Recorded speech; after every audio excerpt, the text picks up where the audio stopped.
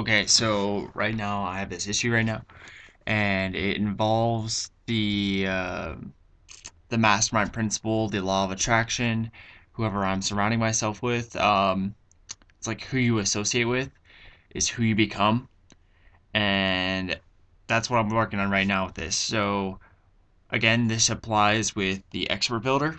So if I violate anything here, then you automatically get the $100 and anything else mentioned within that video. Okay, let's go. Okay, why this is absolutely necessary. Okay, so what this whole thing is about, first and foremost, is I had I developed a quote unquote friendship with this man who I met at this coffee shop a while back, and he and I had this conversation while another friend of mine were having a conversation, and we started talking about the game. We started talking about women, picking up girls, and next thing you know, he saw me approach the waitress. Like he saw me approach like three waitresses, and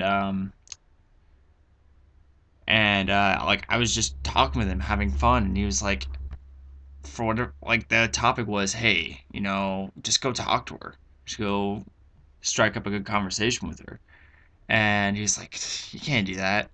And so I just went up and talked to her, had a moderate 2 minute conversation. It wasn't anything special, but it apparently blew his mind. And what he ended up doing was he went and purchased the game, and he ended up totally transforming. Like he has awesome clothes, and he's changed his whole mindset. So yeah, there. But the thing is, yeah, there's a lot to respect about him, and that's interesting, and it's awesome, and it's powerful. But the inherent challenge comes when associating with him.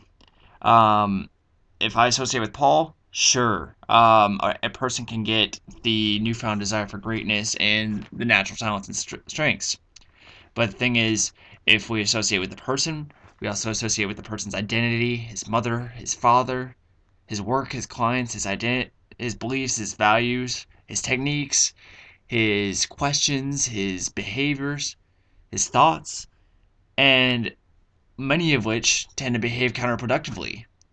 And they especially behave counterproductively to what I define as success. An example of this is Paul doesn't like leverage. He doesn't like what I'm doing here. And that's fine.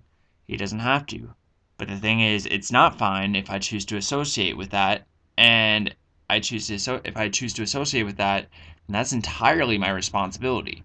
And that's just something I can't have. I need leverage. You need leverage because that's the only way to accelerate growth. It's the only way to change our lives for real. And what I like to call leverage, by the way, this is just one example. Other things like rapport, decisions on relationships, decisions or rather choices on who to be with, who like what I can associate with or what I can accept within another person. Um, but yeah, when it comes to leverage specifically, like what's going on here, leverage is like growing the seed of a person's potential on steroids, and it's fascinating to me. So if you follow me, I know this is pretty intense. Let's go. Okay, so I don't with this video, I don't want to have an air of superiority because that's a dangerous place to be. Paul's an outstanding seed, but I can either let him be his own seed, growing and feeling and nurturing him on, I know that sounds weird, let me nurture him with the falling of my leaves, or by staying around, staying too close, he'll become the vines that suck the energy from my own self. The question is, which do I want him to become? And because I've had such a big influence, he even tells me this, I had a big influence on his transformation in game, his transformation, well, I say game, but his transformation in self, his ability to interact with women, go to public situations.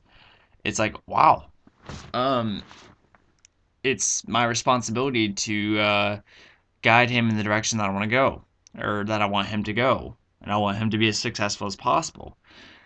So I can't have this vine mentality. I have to pull off the vines that have already started growing because that's what's happened, and I need to let him become his own flourishing tree that supports others, and that's very valuable to people.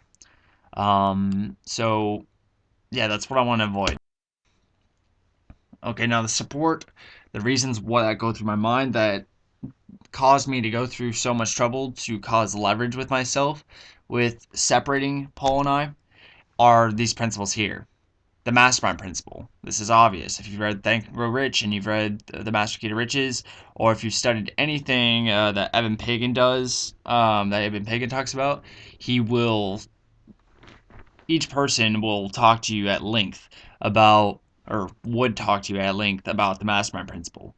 Who you choose to associate with determines who you'll become. And I know that Brian Tracy and probably most successful people would agree with this. Would agree with this concept. Tony Robbins says he was talking to the Marines, like the sergeant for the Marines. I don't know, some high status leader within the Marines. As Tony Robbins went to this boot camp, and after they were chanting, "I am the voice, I am the voice, I am the voice," the sergeant leader person looks to Tony and says, "Tony, you know what? These people will never be as disciplined or as fierce and sculpted as they will be on this island or when they leave. Man, I just don't understand why." And then Tony looked at him and he said, I know why? It's because people either rise or fall to the level of their peer group." And I agree 100%. He told this to the Marine instructor, so obviously, it's pretty valid. Another thing is the law of attraction. I know Rhonda Byrne is famous for it, for The Secret. I haven't even watched that. I'm familiar with other sources, and I'm familiar with The Secret by association with these other sources like Paul Shealy and Tony Robbins and Napoleon Hill, especially. There's also Where Attention Goes, Energy Flows, and by the way the Huna. I'm trying to remember. I know it's uh, the Hawaiian people, but I don't know the specific source for that. I could probably do a little bit more research. Uh, no, I will do a little bit more research. That's where leverage comes in. And there's a reticular activating system, which is said by anyone in NLP, whether it's Tony Robbins, Christopher Howard, anyone. And then there's leverage. People we associate with tend to give us pain toward the things that they don't like, and they give us pleasure toward the things that they do like. That's obvious. So these are the reasons why, these are the main reasons that caused me to think this way and to post this video up. Okay, so new association. The plan. I call it this because I need to associate with different people. So the main gist of it is to stay away from Paul Rothschild, detach from him, make him small in my reality, and uh, more specifically, there are a few rules to follow. If we're in the same venue by accident, communicating with him is forbidden for longer than 10 minutes, and even that is pushing it. But the thing is, like, sometimes what I'm thinking, like, oh, what if it can't be avoided? Whatever, 10 minutes maximum. If he requests to hang out with me, I need to say no, unless it's a life or death situation. And even then, he could probably find someone else. As morbid as that might sound, or as funny as that might sound, whatever your model of reality might be for this one.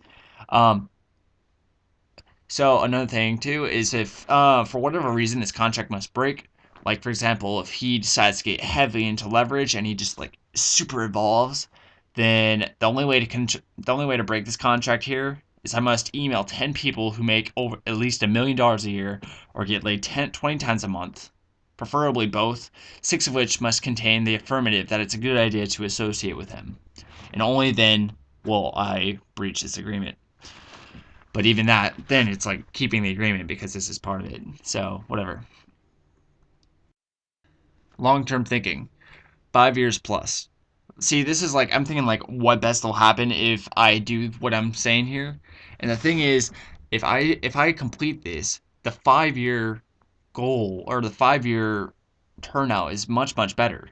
I weighed the pros and cons on 4 separate pros and cons lists, both for hanging out with Paul and for and against hanging, yeah, and with against hanging out with Paul. I did two separate pro cons list. I need to get my that's good. I did two separate pros and cons lists for each of those areas, and it definitely weighed like the cons far outweighed the pros when it came to associating with Paul. So by shifting who I associate with, there's a huge benefit to be gained for um, for changing my strategy, for associating with better people. And I mean, I want him to grow. I want him to be as awesome as he can be. But he's 31 years old, and he has these ingrained habits of thinking inside of his mind that are incredibly strong, and it's an energy suck. It is an energy suck to be around that, and he still craves the love of his mother, just like I did. I still do, but I at least I developed some pretty technical strategies for overcoming it that most people don't have. Even people who are studying NLP, like there are certain strategies that must happen in order for that intrinsic craving, that compulsion to do only what the mother asks. And if you've seen the Lorax, there's a perfect example of a guy who tore down an entire forest, partly for the love of his mother and his family. Wow, it was a fantastic example. That was freaking ridiculous. Lorax is the most eye-opening movie in the entire world, and I really believe that. But that's not what this is about. Um, so yeah, we've talked about why this is important. We talked about what's good to avoid here. We've talked about the reasons why, like the support, like what the real basis for this is. Talked about how we're going to do this, and we talked about the payoff. I would like to leave you a final thought. A man rises to the level of his superiors or falls to the level of his inferiors. And that was said by Andrew Carnegie. And I have the quote written on a piece of paper that I carry around with me often. And I keep telling myself this, but it's only been recently that I realized, okay, that leverage needs to be applied here. Leverage must be applied. Because if you don't apply leverage here, you're not going to get away from certain people. You're not going to pull off the vines. So that's what this is about. This is about rising to the levels of my superiors, which I really feel I'm doing very, very, very, very quickly because of this concept called leverage. And I have fallen to the level of inferiors several times over the past 5 years, and I'm not going to accept it of myself anymore. I'm going to rise. I'm going to elevate. I'm going to rise with you. And I expect to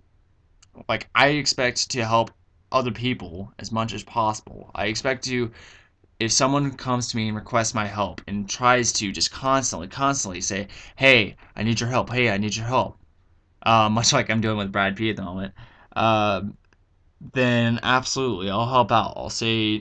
I'll give them what they need to succeed, and I'll use NLP, hypnotherapy, metaphors, visions, anything in my power to elevate them to the next level. And that's what I'm going to do, but I refuse to associate with them.